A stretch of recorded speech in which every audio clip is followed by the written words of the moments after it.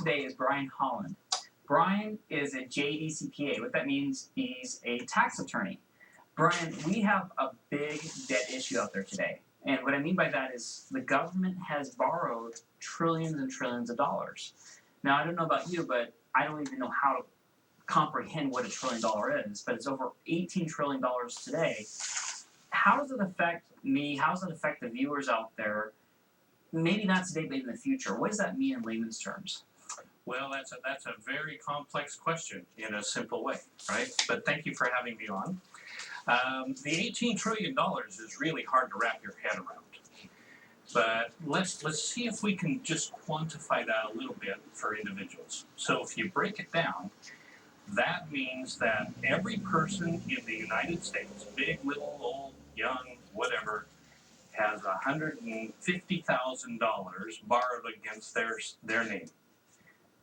$150,000 borrowed per person's name. Per person in the United States. So is that like per paying citizen? Is that per taxpayer? Everybody. Everybody. Yes, per capita. So whether they make money or not.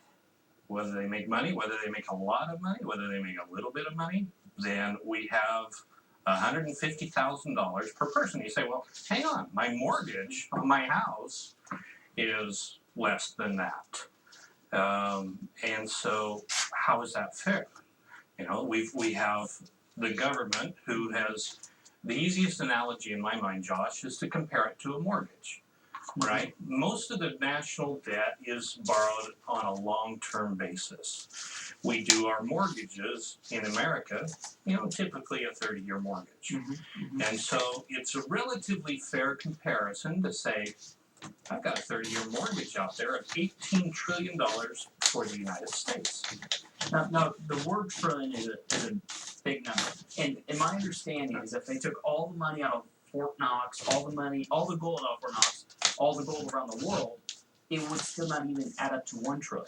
So in a way, you're saying that the government and this ticking time bomb just keeps going up and up and up with this borrowing that we have at 18 trillion equates to per person 150,000, and they have the right just to borrow upon us and continue to print that money. So at some point, that bill is due. They got to pay the piper. How does it affect us tomorrow? Well, we do have to pay the piper, okay? And so over the last, few years, the rate of borrowing by the federal government has accelerated. Okay. The national debt reaching this 18 trillion just in the last decade has gone from about 5 trillion to 18 trillion. So it's going faster and faster and faster.